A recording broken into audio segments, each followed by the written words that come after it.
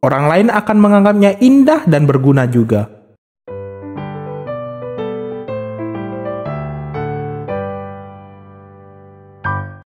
Halo adik-adik semuanya. Cerita Alkitab anak-anak hari ini berjudul Tukang Periuk. Ayat hafalannya terdapat di Yesaya 64 ayat 8. Mari kita baca ayat hafalannya bersama-sama ya. Ya Tuhan, Engkaulah Bapa kami, kamilah tanah liat, dan Engkaulah yang membentuk kami, dan kami sekalian adalah buatan tangan-Mu. Semi suka membuat sesuatu dari tanah liat atau adonan mainan karena sangat lembut dan rasanya sangat menyenangkan. Dia membuat hewan, bangunan, mobil, manusia, dan cangkir. Tanah liat di tangan Semi dibentuk menjadi apapun yang Semi inginkan. Adik-adik yang dikasihi Tuhan, seorang pria dalam Alkitab juga senang bekerja dengan tanah liat. Kira-kira begini kisahnya. Mari kita dengarkan bersama-sama ya. Mengangkat sudut gumpalan tanah liat yang basah, seniman yang terampil mengambil lempengan tanah liat dari gumpalan besar itu. Dia menjatuhkannya di atas roda tembikar dan duduk. Dia menarik jubahnya sampai ke lutut, lalu perlahan dia mulai memutar rodanya dan membentuk tanah liat itu. Di tangan tukang periuk, tanah liat itu tampaknya memiliki kehidupannya sendiri. Dulu rata, sekarang bagian tengahnya berongga dan sisi-sisinya mulus. Tukang periuk segera mencelupkan tangannya ke dalam baskom berisi air dan kembali bekerja. Hampir dengan penuh kasih, tangannya menekan dan tanah liat itu langsung terbentuk. Sisi sekelilingnya mulai menyempit membentuk leher yang panjang. Sebuah tepi terbentuk di depan. Kemudian, roda tembikar melambat dan berhenti. Tukang periuk merangkai beberapa potongan tanah liat halus menjadi satu. Dia memasangnya dengan kuat ke satu sisi bejana untuk membuat pegangan. Dengan senyum bahagia, dia memindahkan ciptaannya dari roda tembikar dan mengaturnya dengan hati-hati di rak pengering. Yang dulunya hanya lempengan tanah liat, telah menjadi bejana tanah liat yang indah. Tukang periuk melihat ke jalan yang ramai. Pelanggan berdiri di dekatnya, melihatnya bekerja.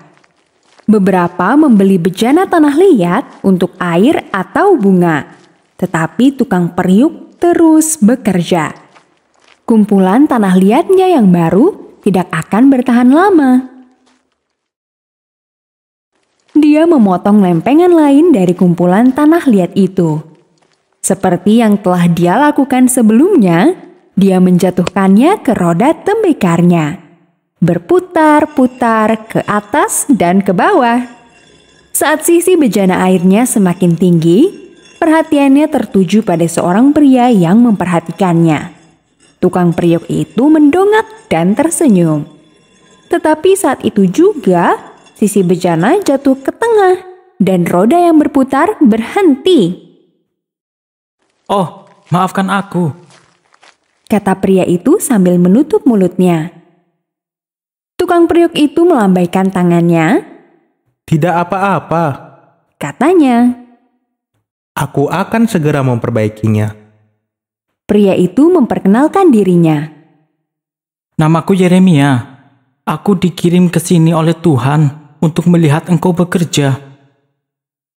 Tukang periuk itu tampak tertarik. Keindahan dari tanah liat adalah jika terlalu tipis di satu bagian atau jika aku menemukan kesalahan seiring berjalannya waktu. Aku hanya mengambil bagian yang bermasalah atau menepuk-nepuk tanah liat itu dan memulai kembali dari awal.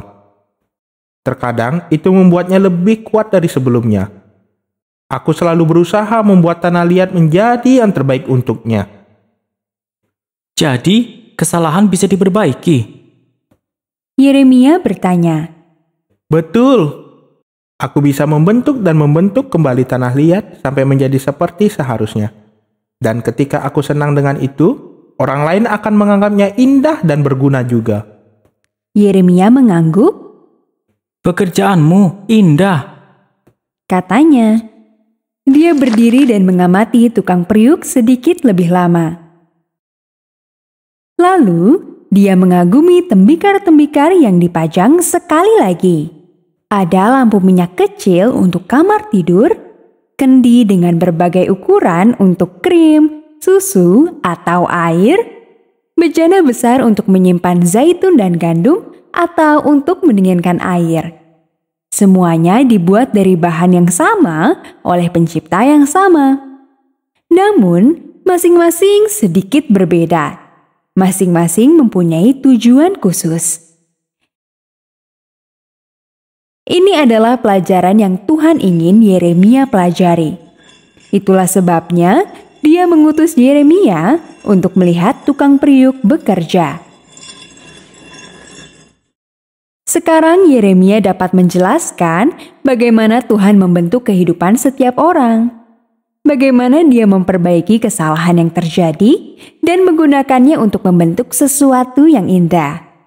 Di tangan Tuhan, setiap kehidupan dapat bermanfaat bagi orang lain. Pelajaran yang dapat kita ambil dari cerita Alkitab anak-anak kali ini adalah Tuhan memegangku di tangannya dan membentukku. Sampai jumpa di cerita Alkitab anak-anak selanjutnya adik-adik. Tuhan Yesus memberkati adik-adik semua.